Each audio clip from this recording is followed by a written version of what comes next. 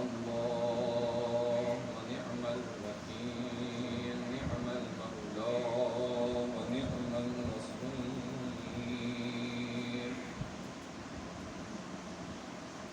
أعوذ بالله من الشيطان الرجيم بسم الله الرحمن الرحيم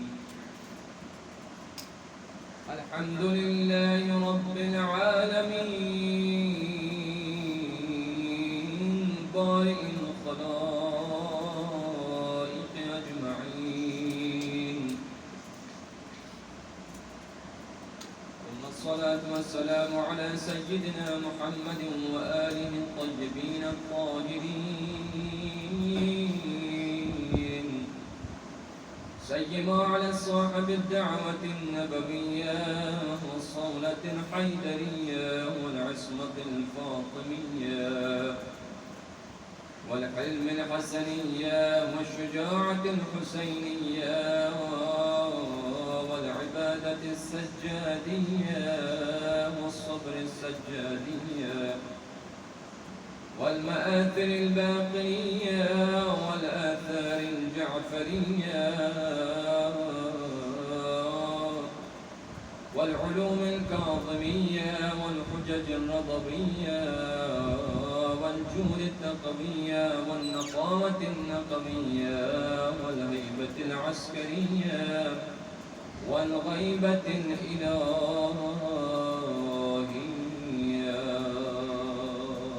محمد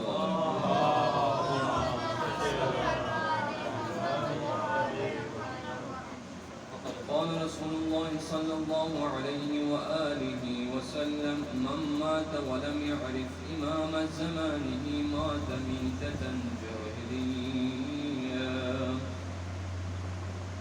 معرفت امام زمان اور حضرت رحمان سے ہماری ساتھی مجلس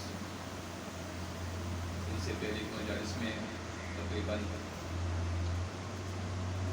آخر دو مجالس میں آخر الزمان کے علامات اور زمانے کے آخر میں لوگوں کے حالات اور ظہور پذیر ہو جانے والی نشانیاں اور ان حالات سے ہم نے گفتگو کرنے کی کوشش کی اور اسی گفتگو کو ہم آگے بڑھاتے ہیں آج ایک اور رسول خدا کی مفصل حدیث فرزند رسول امام جعفر صادق علیہ السلام کی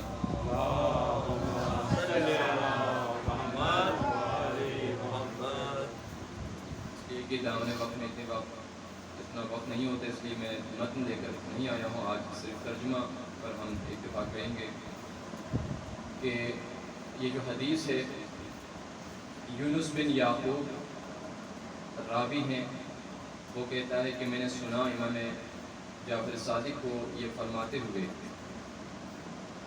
کہ امام جعفر صادق نے فرمایا کہ وہ جسم یا وہ بدن جو 40 دن تک کوئی پریشانی، کوئی غم، کوئی مصیبت نہیں دیکھتا، وہ بدن اور جسم قابل نفرین اور لعنت شدہ ہے۔ آپ ذرا غور کیجئے کیا فرما رہے معصوم کہ اگر 40 دن تک کوئی مصیبت نہیں دیکھتا مومن کے متعلق بات ہو رہی ہے، اگر 40 دنوں میں کوئی مصیبت نہیں دیکھتا، کوئی پریشانی نہیں دیکھتا تو وہ ملعون ہے، وہ قابل نفرین ہے، وہ ناپسندیدہ ہے۔ یونس بن یعقوب حیرت کے عالم میں رسول اللہ کے فرزند سے پوچھتا ہے یہ ابن رسول اللہ، کیا 40 دن تک اگر کوئی مصیبت نہ دیکھے، کوئی پریشانی نہ دیکھے تو کیا وہ ملعون قرار پائے گا؟ آپ نے فرمایا ہاں وہ ملعون قرار پائے گا۔ وہ کہتا ہے کہ میں اور حیرت میں رہ گیا، پریشانی میری بڑھ گئی جب میرے چہرے پر پریشانی کے حالات دیکھیں، آثار دیکھے تو رسول اللہ کے فرزند نے فرمایا کہ اے یونس، جب تمہیں کوئی خراش آتا ہے، جب تمہیں تھوڑی سی تکلیف کی وجہ سے تم پر غم طاری ہو جاتا ہے، جب تم کہیں پر گر جاتے ہو، ٹھوکر لگ جاتی ہے، جب چھوٹی چھوٹی کوئی مصیبت تمہارے پاس آ جاتی ہے جیسے سر کا درد ہونا، پیٹ کا درد ہونا، اور بہت ساری چیزیں ہم ایڈ کر سکتے ہیں اس حوالے سے.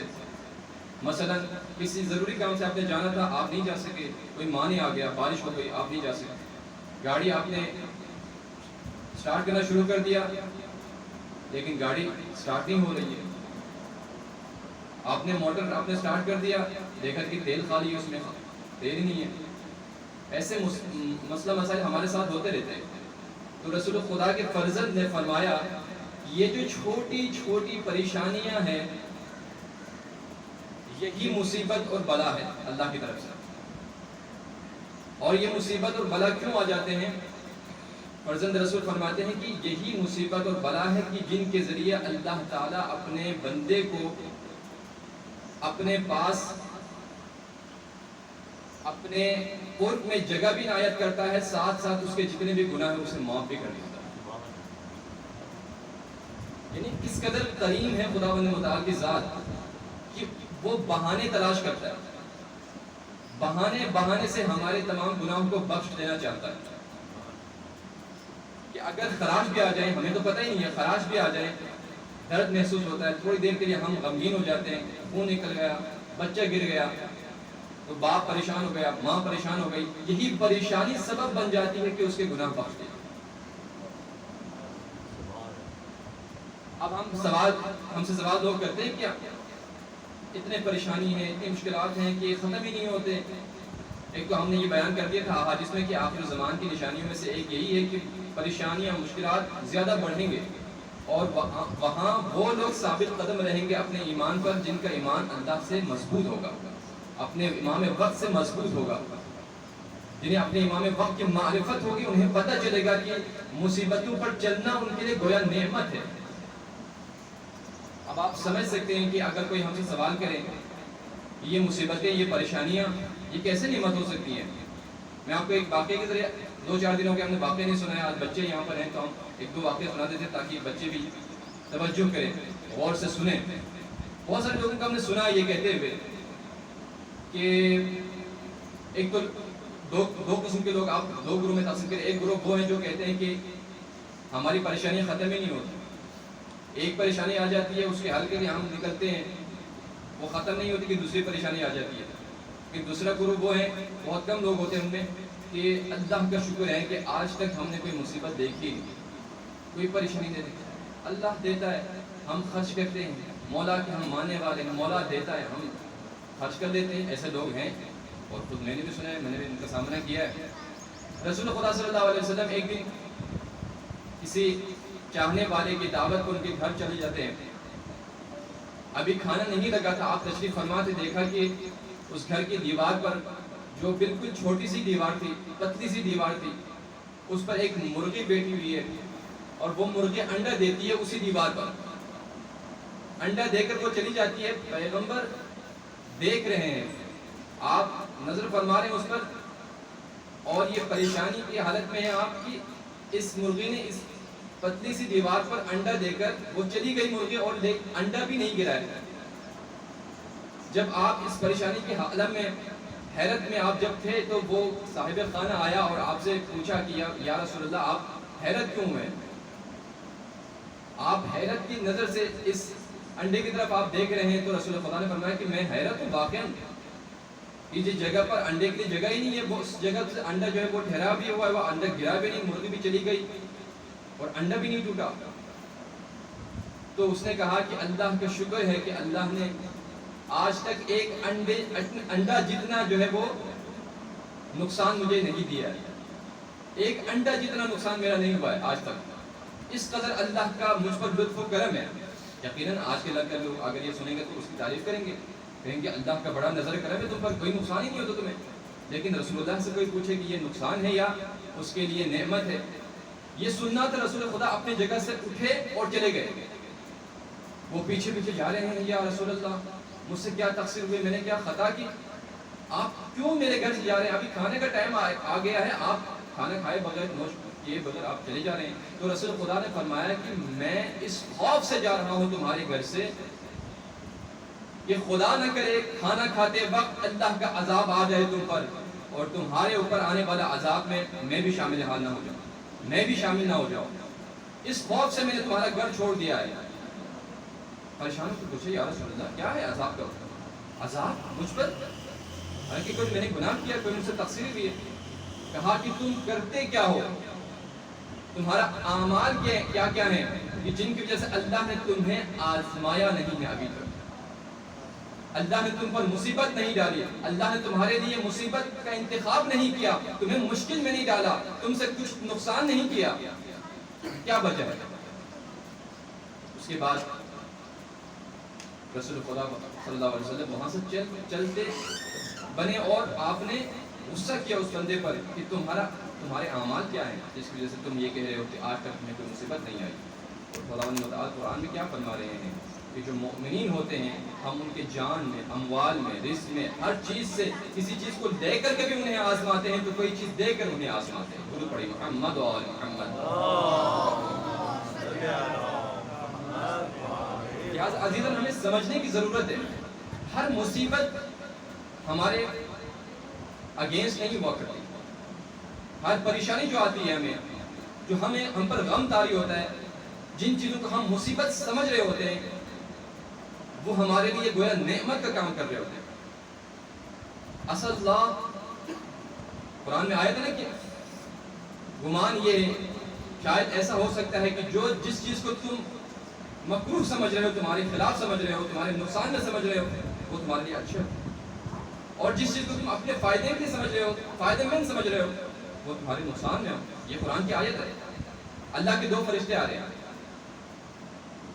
عباس اور حیدر سنیں مجھے، میں واقعہ بیان کر رہا ہوں۔ اللہ کے دو فرشتے آسمان سے نیچے آ رہے ہیں اور دونوں کی ملاقات ہو گئی۔ درمیان میں ایک فرشتے نے دوسرے فرشتے سے پوچھا کہ تمہیں کس کام پر مامور کیا گیا ہے، تم کس کام کے لیے جا رہے ہو؟ تو اس نے کہا کہ میں ایک عجیب کام کے لیے آیا ہوں آج۔ کہا کہ کون سا کام؟ فرشتے نے کہا کہ اللہ نے مجھ سے کہا ہے کہ فلاں جگہ پر جا کر فلاں گنہگار بندہ جو معصیت کار ہے اور گناہ پہ گناہ کرتا ہے، اس گنہگار بندے کی حاجت پوری کرو۔ عجیب ہے۔ اس نے کہا کہ کیسے؟ کہا کہ آج اس گنہگار کو مچھلی کھانے کو بڑا اس کو دل کر رہا تھا، اور وہ مچھلی بھی کوئی عام جو بازار میں ملنے والی مچھلی نہیں۔ اس نے اللہ سے ڈیمانڈ بھی کیا یا اللہ مجھے وہ فلانے دریا کی فلانے اقسام میں سے جو نایاب ترین مچھلی ہے، جو مہنگی ترین مچھلی ہے، وہ کھانے کو دل کر رہا ہے، مجھے وہ بھجوا دے۔ اور اللہ نے فوراً اپنے فرشتے کو بھیج دیا، کہا کہ جا کر اس کی حاجت یہ رکھتا ہے اس کو پوری کر دو۔ اور مجھے اس لیے بھیجا گیا کہ تاکہ میں جا کر اس مچھلی کے دل میں یہ بات ڈال دوں کہ اس نے کب اور کہاں پر یہ عمل انجام دینا ہے، تاکہ وہ مچھلی اس کے جال میں آئے اور وہ اس گنہگار تک پہنچ جائے۔ یہ اہتمام کرتے ہیں۔ اللہ نے مجھے کہا ہے، حیرت ہو۔ اب دوسرے سے پوچھا کہ تم کس کام کے لیے مامور؟ تو اس نے کہا کہ میں تو اس سے زیادہ حیرت والے کام سے جو ہے وہ مامور ہوں۔ کہا کہ کس لیے؟ کہا کہ بالکل اسی کے اگینسٹ میں۔ آج ایک خدا کا بہترین بندہ، اللہ کی بارگاہ میں عبادت کرنے والا، عابد، پرہیزگار، تقویٰ اور پرہیزگاری میں اللہ اسے بہت چاہتا بھی ہے، اللہ کے لیے محبوب ہے، اور اللہ نے اس کے بارے میں مجھے مأمور کیا ہے کہ آج جاؤ، میرا یہ بندہ، میرا یہ جو فرمان بردار بندہ ہے، اس کا روزہ ہے، آج اس پر پیاس بھی طاری ہے، بھوک بھی طاری ہے، اور بہت زیادہ پیاسا بھی ہے، بھوکا بھی ہے۔ جو اس نے تیاری کی ہے افطاری کے لیے، جو اس نے سامان لائے ہیں اور افطاری پکا کے اس نے جو تیار کیے ہیں، عین افطاری کے ٹائم پر اس کو گرا دینا ہے تم نے، اور گرا کر افطاری کو آپ نے مٹی میں ملا دینا ہے تاکہ میں اس کی آزمائش کروں۔ اللہ اکبر۔ ایک اللہ کا چاہنے والا ہے، اس کے لیے ظاہری طور پر عذاب بننے والا ہے، عذاب آنے والا ہے، مصیبت آنے والا ہے، اور دوسرا کون ہے؟ جو اللہ کا نافرمان ہے۔ دونوں فرشتے پریشان ہوئے، کہا کہ راز تو خدا کی ذات جانتی ہے، اس کی حکمت کیا ہے، اس کے راز کیا ہے؟ اللہ سے پوچھا گیا تو اللہ کی طرف سے جواب آیا کہ جو پہلا میرا گنہگار جو بندہ تھا، جو خطا کار تھا، جو گناہ پہ گناہ کرتا تھا، اس کی حاجت میں نے اس لیے پوری کروا دی جلدی سے کیونکہ میں نہیں چاہتا کہ کوئی گناہگار مجھے بلاتا رہے۔ جیسے ہی اس نے مجھے پکارا، میں نے فوراً اس کی حاجت قبول کر کے فرشتے کو بھیج دیا اور اس کی جو ہے وہ کلام کو قطع کر دیا، تاکہ میں اس کی بار بار صدا کو نہ سنوں اور میں پریشان نہ ہو جاؤں، میں تکلیف میں نہ ہو جاؤں، نہ آ جاؤں۔ اس لیے میں نے اس کی حاجت پوری کر دی اور اس کی جو ہے وہ حاجت پوری ہو گئی۔ اور میرا یہ بندہ جو کہ فرمان بردار ہے، اس کا روزہ تھا، لیکن یہ میرا فرمان بردار ہے، یہ مجھ سے راز و نیاز کرتا ہے، یہ مجھ سے مناجات کرتا ہے۔ اب جب یہ میرا بندہ اس آزمائی میں مبتلا، اس کو جب کیا گیا تو اس کے لبوں پر شکایت کا کوئی حرف نہ تھا، اور اس نے شکر ادا کیا خدا کی بارگاہ میں، اور اس کا یہ شکر ادا کرنا اور میری بارگاہ میں آ کر یا ربی کہنا مجھے اس قدر محبوب ہے کہ میں اس سے لطف اندوز ہوتا ہوں۔ یعنی جب یہ مجھے پکارتا ہے تو میں بہت لطف اٹھاتا ہوں، اس کے پکار سے، اس کے مناجات سے، اس کی دعا سے میں لطف اٹھاتا ہوں۔ عزیزہ، ہمیں جب ان رازوں کو پتہ چل جائے کہ اللہ ہمیں کسی مصیبت میں کیوں گرفتار کرتا ہے، اگرچہ وہ وقتی طور پر چھوٹی سی مصیبت، ہم کس قدر پریشان ہو جاتے ہیں اور شکایت کرنے لگتے ہیں، یہ کیا ہو گیا میرے ساتھ، اللہ نے یہ کرنا، یہی اسی وقت میں کرنا تھا میرے ساتھ۔ یہ چیزیں، یہ الفاظ بہت خطرناک ہوا کرتے ہیں۔ ایک عالم دین کہتا ہے کہ بات سے بات ہی کرتے ہیں تو عرض کرتے ہیں، ایک عالم دین دنیا سے چلا جاتا ہے، اس کی وفات ہوتی ہے، اور بہت بڑے عالم دین، نامور علماء مجتہدین میں سے اس کا نام ہے، اور جب وفات ہوتی ہے تو اس رات دو تین رات گزرنے کے بعد ایک اور عالم دین انہیں دیکھتے ہیں خواب میں، اور ان سے پوچھتے ہیں کہ تم کس حال میں ہو، یقیناً تمہارا جو ہے وہ حال برا نہیں ہوگا، بہت اچھے عالم دین تھے، تم مجتہد تھے اور بہترین حالت میں ہوں گے، شاید تمہارا جو اشتہاد تھا، تم نے جو یہ علم کے لیے کوشش جو کی ہے یہ تمہارے کام آئے ہوں گے۔ تو اس نے کہا کہ نہیں، ان میں سے کوئی چیز میرے کام نہیں آئی، نہ میری نماز، نہ میرا روزہ، نہ میرا حج، نہ میرا علم، کوئی چیز میرے کام نہیں آئی، اور میں اس وقت مشکل میں وقت گزار رہا ہوں۔ کیوں؟ کہا کہ میں نے فلانی جگہ پر فلانی وقت میں یہ کہا تھا، جب اللہ نے بارش برسائی تھی، اس وقت بارش کا موسم بھی نہیں تھا، اچانک بارش برسے، تو میں نے کہا تھا یا اللہ یہ کون سا وقت ہے بارش برسانے کا،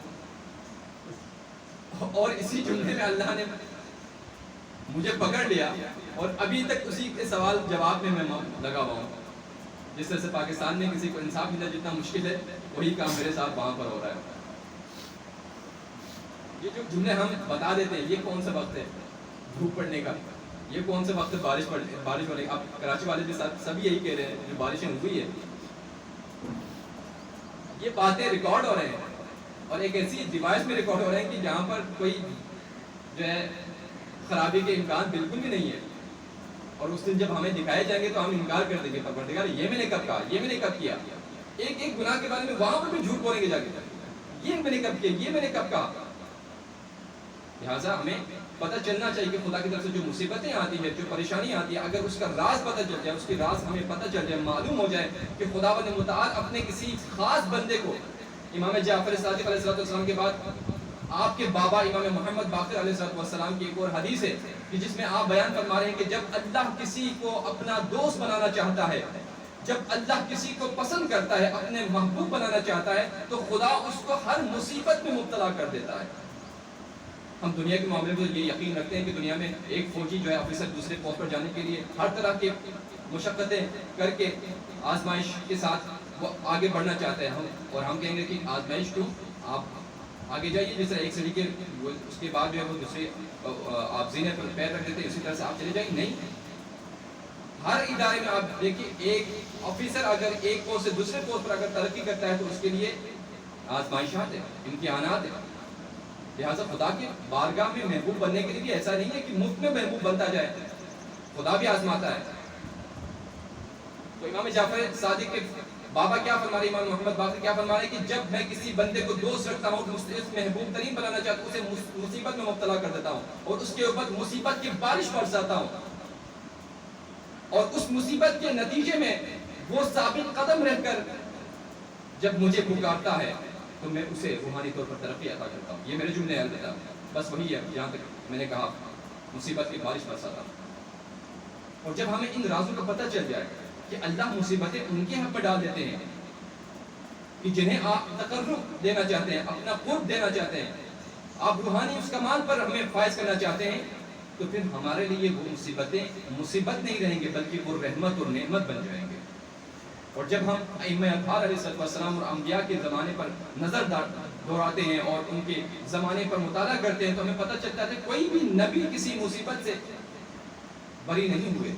آپ دیکھتے ہیں کہ ہر نبی نے مصیبت جھیلے اور ہر طرح کی مشکلات. اب جس کا جتنا رتبہ زیادہ ہو اس کی مصیبتیں بھی اسی حساب سے سخت ہوں گے.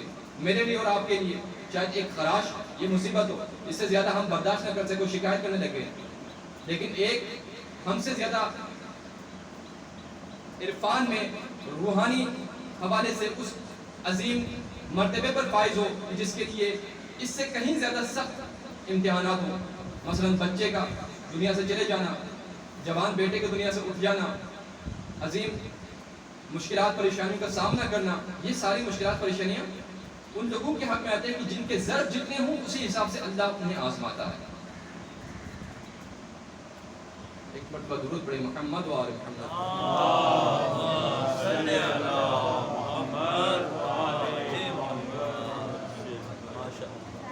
ہم دیکھتے ہیں کہ صدر اسلام میں حضرت خدیجہ محسنہ عالم اسلام اس مشکل وقت سے گزر رہی ہے کہ جو عرب کی ملکہ تھی اور آپ نے اپنے وقت کے امام، اپنے وقت کے نبی، اپنے وقت کے رسول کو اس طرح سے پہچانا، اس طرح سے آپ نے ان کی معرفت حاصل کی کہ شعب ابو طالب میں اس طرح سے آپ زندگی گزار رہے ہیں قسم پرسی کے حال میں کہ بھوک تاری ہے، پیاس تاری ہے، ہر طرح سے محاصرہ ہے دشمنوں کا، لیکن ایک حرف شکایت نہیں ہے آپ کے لبوں پر، بلکہ آپ رسول خدا کو اور داد دیتی ہے، آپ ان کی اور حوصلہ افزائی کرتی ہے اور چمڑے کو چبا چبا کر زندہ رہنے کی کوشش کرتی ہے. کیونکہ آپ جانتی ہے کہ اللہ نے ہمیں آزمایا ہے اور اس آزمائش میں ہم نے اللہ کو کامیاب بن کر دکھانا ہے. حضرت ام سلمہ کی بات میں نے آپ کی خدمت میں عرض کیا تھا کہ کس قدر مشکلات انہوں نے سہی اپنے شوہر کے ساتھ، اپنے بچوں کے ساتھ، لیکن کبھی شکایت نہیں کی. ان کو پتا تھا کہ یہ آزمائش ہے، ان آزمائش میں ہمیں نکلنا ہے اور خدا متعال کا یہ وعدہ ہے اپنے بندوں کے ساتھ کہ ان مع العسر یسرا، بے شک سختیوں کے ساتھ آسانی ہے. سختیوں کے بعد آسانی ضرور ہے. اور جب ہم نگاہ کرتے ہیں وہ تو انبیاء تھے، رسول تھے اور رسول کی زوجات تھے. اب اصحاب پیغمبر، اصحاب امام علیہ السلام کی زندگی کا اگر ہم مطالعہ کرتے ہیں تو کوئی سلمان جیسی مثال ہمیں لا کر دکھائے، کوئی قمبر جیسا دکھائے، کوئی ابو ذر جیسا دکھائے. اس قدر انہوں نے راہ امامت میں قربانیاں دی. امامت کو بچانے کے لیے، اپنے وقت کے امام کو پہچاننے کے لیے اور ان کو پہچاننے کے بعد اس کا خمیازہ بھگتنے کے لیے کتنے مشکلات کا انہوں نے سامنا کیا. کون تھا ابو ذر؟ حضرت ابو ذر غفاری، کہ جنہوں نے زندگی بھر رسول اللہ کے بعد انہیں ملک بدر کر دیا گیا، شہر بدر کر دیا گیا، بیابان انہوں نے زندگی گزاری. رسول اللہ کے وہ پاکیزہ صحابی ابو ذر غفاری. ایک دن مولا امیر المومنین علیہ السلام اپنے اصحاب کے ساتھ کسی جگہ پر بیٹھے تھے. آپ نے بیان فرمایا کہ میرا دل بڑا روتا ہے ابو ذر کی اس حالت کو یاد کر کے، بڑا جلتا ہے میرا دل. اصحاب نے پوچھا یا امیر المومنین کس وقت کو آپ یاد کر رہے ہیں؟ ابو ذر کے کس وقت کو یاد کر رہے ہیں؟ آپ گزاری کر رہے ہیں. بیان فرمایا کہ میں اس وقت کو یاد کر رہا ہوں کہ جب اس دن فلانے رات عثمان کے سپاہی آ کر اس کے گھر پر دعویٰ بولتے ہیں اور اباذر سے تقاضا کرتا ہے کہ اباذر عثمان کی بیعت کر. حضرت عثمان کی بیعت لینے کے لیے وہ سپاہی بھیجتے ہیں حضرت اباذر سے کہ وہ بیعت لیں، لیکن اباذر نے کیا کیا؟ اور وہ سپاہی جو تھے انہوں نے اپنے ساتھ اشرفیاں بھی لائے تھے. 4 تھیلے اشرفیوں کی اپنے ساتھ لائے تھے تاکہ اباذر کو خرید سکے، اباذر کے ایمان کو خرید سکے، اباذر کے مولا کو اس سے خرید سکے. جب اباذر کو یہ پتہ چل گیا کہ یہ لوگ تنہا نہیں آئے بلکہ بیعت دینے کے لیے، مجھے خریدنے کے لیے آئے ہیں، یہ سوچ کر کہ میں علی فروش ہوں، غضبناک ہوئے. آپ نے غضب کی حالت میں ان سے کہا کہ تم لوگوں نے ناانصافی کی ہے میرے خلاف تم نے توہین کی ہے. 2 طرح کی توہین کی ہے. پہلی توہین یہ کہ تم نے سمجھا کہ میں علی فروش ہوں. 4 تھیلی کے مقابلے میں اپنے مولا کو تمہارے مقابلے میں بیچ دوں گا. اور دوسری توہین تم نے یہ کی ہے کہ اے ناانصاف لوگ، بے انصاف لوگ، ذرا انصاف سے کام لیتے. کیا علی جیسے ہستی کی قیمت 4 تھیلے اشرفیہ، 4 تھیلے اشرفیہ علی کی قیمت تم بنا کر لے کر آئے ہو تاکہ یہ 4 تھیلے اشرفیہ مجھے دے کر تم مجھ سے علی کو لے جانا چاہتے ہو؟ جان لو کہ اگر پوری دنیا کے تمام دولت میرے قدموں پر ڈال دیا جائے تو واللہ میں اپنے مولا امیر المومنین کے سر کے ایک بال بھی اس تمام ثروت اور تمام دنیا کی دولت کے مقابلے میں نہیں دوں گا. چاہے کہ تم یہاں پر مولا کو 4 تھیلی اشرفیوں کے مقابلے میں مجھ سے دینے جتا ہے ہو، مجھے علی فروغ سمجھتے ہو. یہ کہہ کر ان کے دروازے پر، ان کے اوپر، ان کے منہ پر دروازہ بند کر دیا آپ نے، اور اپنے آپ کو اپنے گھر میں محصور کر لیا. اور مولا گریہ فرماتے ہیں، آپ کا گریہ کی آواز جو آپ کی بلند ہوتی ہے، اور آپ فرماتے ہیں کہ اس دن کے بعد 3 دن رات لگاتار ابو ذر اپنے بچوں کے ساتھ بھوکے رہے، پیاسے رہے، گھر سے باہر نہیں نکلے. عزیزان، وقت کے امام کی شناخت حاصل کر لینا اور اس کے بعد اس کی معرفت کو دل میں جگہ دینا، پھر اس طرح کی جب آزمائشات آ جاتے ہیں تو انسان پریشان ہو جاتا ہے. اپنے بچوں کے لیے جب اپنے بچوں کی جان خطرے میں دیکھتا ہے، جب اپنے گھر والوں کی جان خطرے میں دیکھتا ہے، تو کوئی بھی انسان کچھ بھی کرنے کے لیے تیار ہوتا ہے، لیکن کوئی ابازر جیسا نہیں بن سکتا. وقت کے امام کے لیے بھی ابازر کا کردار رکھنے والے لوگوں کی ضرورت ہے. امام زمانہ کے لیے بھی ابازر جیسے کردار رکھنے والے لوگوں کی ضرورت ہے، تاکہ وقت آنے پر اس کے ساتھ ثابت قدم رہیں اور ہر چیز خدا کی بارگاہ میں قربان کرنے کے لیے تیار ہیں. یہ ہے معرفت امام، جس معرفت کو حاصل کرنے کے بعد اس قدر ایمان مضبوط ہو جاتا ہے انسان کا کہ جو بھی آ جائے، طوفان آ جائے، پھر دنیا کی طاقت ایک ہو کر آ جائے، لیکن وہ اپنی جگہ سے نہیں ہلتا ہے. بس آپ کی ذمت میں تمام کروں، امام زمان علیہ السلام کو اپنے وقت کے امام کی معرفت رکھنے والے ایسے اصحاب کی ضرورت ہے جیسے اصحاب حسین کے تھے، زہیر ابن قین جیسے اصحاب کی ضرورت ہے.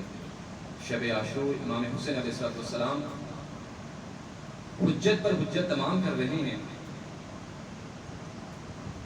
اب اندھیرا ہے، آپ نے فرمایا کہ اس اندھیرے سے فائدہ اٹھاؤ اور چلے جاؤ. اگر کوئی رکا ہوا اس لیے کہ شاید میری آنکھوں میں آنکھیں ڈال کر اس کو شرمندگی کا سامنا کرنا پڑے، لہٰذا میں بتی بجھا دیتا ہوں، اندھیرے سے فائدہ اٹھاؤ اور چلے جاؤ. تب دوبارہ روشنی کی گئی، دیکھا کہ سب اپنے اپنے جگہ پر بیٹھے ہوئے ہیں. زہیر ابن قین اٹھتے ہیں اور فرماتے ہیں، یا ابن رسول اللہ، آپ ہمیں شرمندہ کیوں کر رہے ہیں؟ آپ سمجھیں کہ ہم آپ کو چھوڑ کر چلے جائیں؟ اگر ہم آپ کو چھوڑ کر چلے جائیں گے تو قیامت کے دن آپ کی مادر گرامی کے سامنے کس منہ سے جائیں گے ہم؟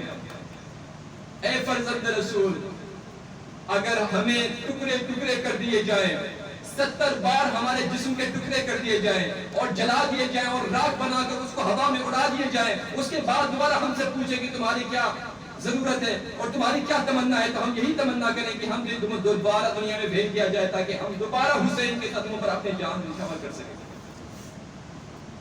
ایسے لوگوں کی ضرورت ہے امام زمان کو، اکبر جیسوں کی ضرورت ہے امام زمان کو. یہاں پر جوانوں کا مجمع ہے اور آج علی اکبر کی مصیبت پڑھی جاتی ہے 7ویں محرم. صبح عاشور اذان علی اکبر کے ساتھ نمودار ہوئی. نماز صبح عاشور علی اکبر کے اذان کے ساتھ تمام ہوئی اور یہ آخری اذان ہے علی اکبر کی. اللہ اکبر. مقتل میں روایات مختلف ہے کہ بہت سارے علماء اس بات پر متفق ہیں کہ سب سے پہلے شہید ہونے والی ہستی کا نام ہے علی اکبر. بنی ہاشم کے جوان اور نوجوان. لیکن بعض کہتے ہیں کہ نہیں، علی اکبر بعد میں شہید ہوئے. جب علی اکبر اجازت لینے کے لیے آئے تھے، آپ آئے تھے ضرور، اپنے بابا کی خدمت میں انصار اور اصحاب سامنے آئے اور کہا کہ ہم پر خاک ہے کہ اگر علی اکبر کو جانے دے اور ہم زندہ رہیں۔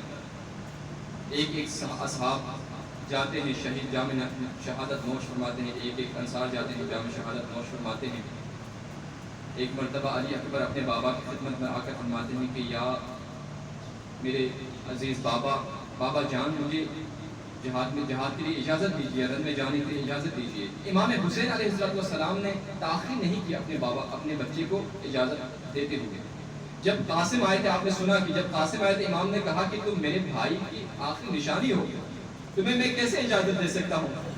بار بار واپس کر دیا۔ اور محمد جب آئے تو امام نے کہا کہ نہیں، تم میری بہن کی نشانیاں ہو، تم ابھی چھوٹے ہو، تمہیں کیسے اجازت دے سکتا ہوں؟ لیکن جب علی اکبر آئے تو امام کا امتحان دیکھیے آپ، اپنے بیٹے کو اجازت دینے میں امام نے تاخیر نہیں کی، کہا کہ جاؤ، ہاں مگر اپنی ماں سے پہلے اجازت دے لو۔ ایک مرتبہ اکبر جاتا ہے اپنے ماں لیلا کے پاس، حضرت لیلا بھی منتظر ہے، کربلا کی مائیں اللہ اکبر انتظار کر رہی ہے کہ میرا بیٹا کب شہید ہوگا۔ حضرت لیلا بھی وہاں پر منتظر ہے اور کہہ رہے ہیں کہ اکبر میں ابھی منتظر ہوں تمہارے کہ تم کب جاؤ گے اور شہید ہو جاؤ گے۔ علی اکبر خوش ہوئے، کہا مادر آپ نے میرا کام آسان کر دیا، لیکن اماں نے کہا کہ اے علی اکبر میں تو تمہیں دنیا میں لائی ہوں نا، مگر جس نے تمہیں 18 سال پالا پوسا ہے وہ زینب کبریٰ ہے، جا کے اپنے پھپھی جان سے اجازت مانگو۔ ایک مرتبہ علی اکبر پھپھی کی طرف چلتے ہیں اور چل کر جا کر آپ نے اپنا سر پھپھی کے گود میں رکھ دیا اور کہا کہ پھپھی جان آج ایک بڑا مسئلہ پیش آیا ہے، بہت مشکل پیش آئی ہے، آپ سے حل مانگنے کے لیے آیا ہوں۔ ایک مرتبہ کہا پھپھی کی جان کیا مسئلہ لے کر آئے ہو؟ ایک مرتبہ علی اکبر نے کہا پھپھی جان یہ میرا مسئلہ ہے کہ میں یہ پوچھنا چاہ رہا ہوں، یہ جاننا چاہ رہا ہوں کیا آپ کا مرتبہ بلند ہے یا میری دادی فاطمہ الزہرا کا بلند مرتبہ ہے؟ جب ماں کا نام سننا تھا، فاطمہ الزہرا کا نام سننا تھا، بی بی کھڑی ہو گئی، کہا کہ علی اکبر یہ کیسے سوال کر رہے ہو؟ میری ماں کہاں، ان کا مقام مرتبہ کہاں، اور میں کہاں، ان کی کشت، ان کی کنیز۔ ایک مرتبہ کہا اکبر تم نے کیا کہا، کیا پوچھا مجھ سے؟ ایک مرتبہ کہا علی اکبر نے کہ اے مادر گرامی، اے میری پھپھی جان، آج اپنے لال کو حسین کے لال پر قربان کر دو، زہرا کے لال پر قربان کر دو۔ عزیزان علی اکبر کو اجازت مل گئی۔ زینب کبریٰ نے کہا کہ تم نے مجھے مجبور کر دیا اکبر۔ ایک مرتبہ علی اکبر باہر نکلنے ہیں، بس نکلنا چاہتے ہیں، کوئی آ کر علی اکبر کے دامن کو تھام دے، کوئی آ کر علی اکبر کو تھام لیتے ہیں۔ علی اکبر ایک بار پھر اپنا چہرہ دکھا، ہمیں تنہا چھوڑ کر مت جا علی اکبر۔ دشمن کے راوی بیان کرتا ہے کہ ہم نے دیکھا کہ کوئی علی اکبر جیسا تاخیر نہیں ہوا، تاخیر علی اکبر کو جو ہوئی اور کسی شہید کو نہیں ہوئی۔ جب علی اکبر باہر نکلنا چاہتا تھا، وہ بیویاں علی اکبر کو کھینچ کر اندر لے کر جاتے تھے، دوبارہ گلے ملتے تھے۔ شاید کوئی چھوٹی سی بچی علی اکبر کے قدموں سے لپٹ کر رو رہی ہوگی، بھیا علی اکبر اس تنہائی میں ہمیں تنہا چھوڑ کر آپ کہاں جا رہے ہیں؟ 18 بار پردہ گرا، 18 بار پردہ اٹھا۔ اب جو علی اکبر نکلے ہیں نا، ایک اور روایت میں روایہ بھی بیان کرتے ہیں کہ ایک گوشے سے آواز آئی، بھیا علی اکبر سب سے مل لیے، اپنے بھیا سے نہیں ملو گے۔ جب علی اکبر نے مڑ کر دیکھا تو بیمار سجاد ایک گوشے سے علی اکبر کو بلا رہے ہیں۔ علی اکبر نے جا کر اپنے بھائی کو گلے سے لگایا، سینے سے لگایا، بڑی دیر تک روتے رہے۔ عزیزان اجرکم اللہ، اب علی اکبر وہاں سے فارغ ہو گئے اور حسین نے علی اکبر کو سجایا، جنگ کے لیے تیار کیا، آمادہ کیا، ذوالجناح پر سوار کرایا اور اپنے نانا کا امامہ علی اکبر کے سر پر پہنایا، اور اس کے بعد آپ نے ذوالفقار دے دیا، اپنا گھوڑا سوار دے دیا، اور اس کے بعد کہا کہ اے اللہ میں ایک ایسے جوان کو تیری بارگاہ میں بھیج رہا ہوں، مقتل میں بھیج رہا ہوں جو رفتار میں کردار میں تیرے نبی کے برابر ہے، جو رفتار میں اس کے شبیہ ہیں، جو شکل میں اس سے شبیہ ہیں۔ اللہ اکبر۔ ایک مرتبہ عمر سعد سے کہا مخاطب ہو کر تمہارے نسل کو قطع کر دے، تمہاری نسل منقطع ہو۔ ایک مرتبہ علی اکبر سے کہا کہ جاؤ میری لال، جاؤ جاؤ، میں نے تمہیں اجازت دے دیا۔ علی اکبر اپنے سواری کے ساتھ آگے بڑھنا چاہتا ہے۔ علی اکبر نے گویا محسوس کیا کہ کوئی میرے ساتھ ساتھ پیچھے چلتا ہوا آ رہا ہے۔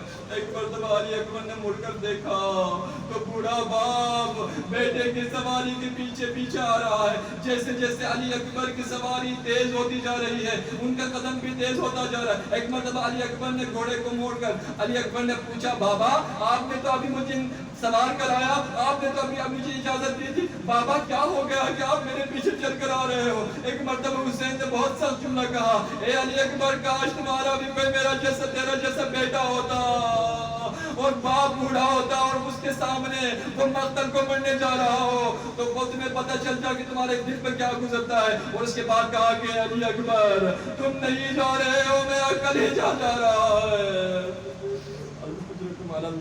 اجرکم علی اللہ. اب علی اکبر جاتے ہیں اور فوج اشقیاء پر ٹوٹ پڑے. میمنہ کی فوج میسرہ کی طرف بھاگے, میسرہ کی فوج میمنہ کی طرف بھاگے. الامان الامان کی صدائیں بلند ہو گئی. ایک مرتبہ علی اکبر واپس آتے ہیں جب آپ پر پیاس تاری تھی. آپ العطش العطش العطش العطش قد قتلنی, اے میرے بابا میں بہت پیاسا آپ کے بارگاہ میں آیا ہوں, میں بہت پیاسا آیا ہوں, ایک گھونٹ پانی کا مل جائے میں دکھاؤں کہ میں حیدر کرار کا پوتا ہوں. خدا کسی بوڑھے باپ کو یہ منظر نہ دکھائے, اس کا جوان بیٹا اس سے ایک گھونٹ پانی کا سوال کر رہا ہو, لیکن باپ اس قدر مجبور ہو کہ ایک گھونٹ پانی بھی نہیں دے سکتا.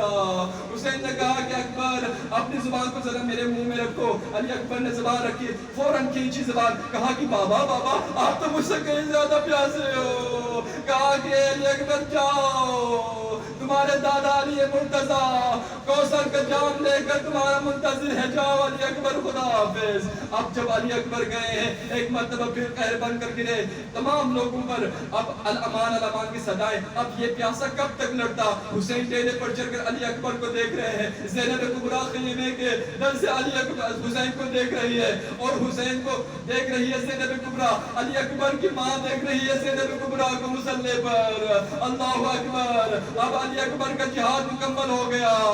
علی اکبر گھوڑے سے زمین کربلا پر گرے, حسین ٹیلے پر گرے, زینب کبریٰ خیمے کے دروازے پر گری اور ماں لیلا مصلی پر گرے. خدایا تیری بارگاہ میں شکر ادا کرتی ہوں کہ تو نے میری قربانی قبول کیا. اللہ اکبر. عزادارِ سید الشہداء. جب علی نقی صاحب لکھتے ہیں کہ جب علی اکبر گئے تو انہوں نے ایک اور الگ جملہ کہا. باقی تمام شہداء نے کہا یا مولا ادرکنی, مولا ہماری خبر لیجئے, مولا ہماری مدد کو آ جائیے. مگر علی اکبر نے نہیں کہا کہ بابا میری مدد کو آئیے. شاید جانتے تھے کہ صبح سے لاشیں اٹھا اٹھا کر بوڑھا باپ تھک چکا ہے. کہا کہ بابا ہم سے مت نہ کیجئے. ایک مرتبہ حسین گرتا ہے, سنبھلتا ہے, خود کو سنبھالنے کے بعد کہا کہ این ولدی الاکبر, اکبر تم کہاں ہو, مجھے صدا دو. میری آنکھوں کے سامنے پوری دنیا گویا اندھیری ہو گئی ہے. اللہ اکبر. ایک گوشے سے آواز آئی, بابا میری طرف آئیے, ادھر آئیے. جب امام حسین پہنچے ہیں سرانے پر, ابھی رمق موجود تھی علی اکبر کے سینے میں. اللہ اکبر. جن جان نہیں گئی تھی, کہا کہ اے میرے لال.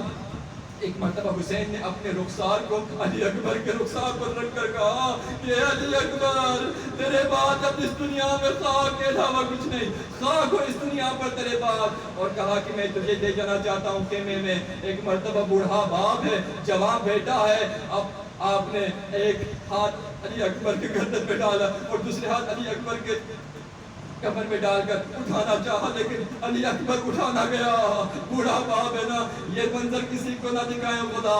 ایک مرتبہ کہا کہ اے میرے علی, آپ اپنے بوڑھے بابا کا ذرا ان کی مدد بھی کیجئے, اپنے ہاتھوں کو میرے گردن میں ڈالیے. اب ایک ہاتھ گردن میں ڈالا لیکن دوسرا ہاتھ جو سینے سے نہیں اٹھ رہا ہے. کہا کہ بابا میں نہیں اٹھا سکتا کیونکہ یہ منظر آپ نہیں دیکھ سکتے. کہا کہ میں صابر باپ ہوں, میں اس کا باپ ہوں جس کا باپ بھی صابر ہے. اللہ اکبر. میں اس کا بیٹا ہوں جس کا باپ بھی صابر. یہ کہہ کر حسین نے علی اکبر کو زمین کربلا پر لٹا دیا. اب جب حسین نے علی اکبر کے ہاتھ کو اٹھایا تو بچی کا ٹوٹا ہوا پھل دیکھا. اللہ اکبر. حسین کا صبر ہے یہ. ایک مرتبہ ہاتھ کو اپنے علی اکبر کے سینے پر رکھا, دوسرے ہاتھ کو اپنے بچی کے ٹوٹے ہوئے پھل میں ڈالا اور اس کے بعد عجب نہیں یہ کہا ہوگا یا رسول اللہ, اے میرے نانا رسول آپ بھی آئیے, دادا خلیل اللہ اور اسماعیل کو بھی لے کر آئیے. دیکھیے کہ میں نے آج اپنے اسماعیل کی آنکھوں پر پٹی نہیں باندھے, اس کے ہاتھ پیر بندے پہ نہیں ہے، میرے ہاتھ میں راشا نہیں ہے۔ بابا رے مانا رسول اللہ آئیے، کس طرح سے میں اپنے علی اکبر کو کربلا میں ذبح ہوتا دیکھ رہا ہوں۔ یہ کہہ کر آپ نے بلچے کا پھل نکالا، علی اکبر نے ایڑیاں زمین کربلا پر رگڑنا شروع کر دیا، گویا زلزلہ برپا ہو گیا۔ اللہ اکبر! ایک مرتبہ خیمے کی طرف سے آواز آئی، اے میرے ماں جائے، جوان بیٹے کی لاش تم نہیں اٹھا سکو گے، زینب تمہاری مدد کے لیے آ رہی ہے۔ حسین اکبر کو بھول گئے۔ ایک مرتبہ خیمے کی طرف آئی، زینب جب تک میری جان میں جان ہے تم نے آنا نہیں ہے خیمے کے باہر۔ یہ کہہ کر زینب کو کہا، اے زینب میں نے اپنے اکبر کو تیرے پردے پر قربان کر دیا۔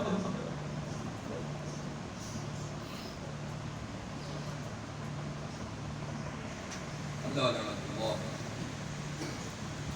على القوم الظالمين وسيعلم الذين ظلموا أي منقلب ينقلبون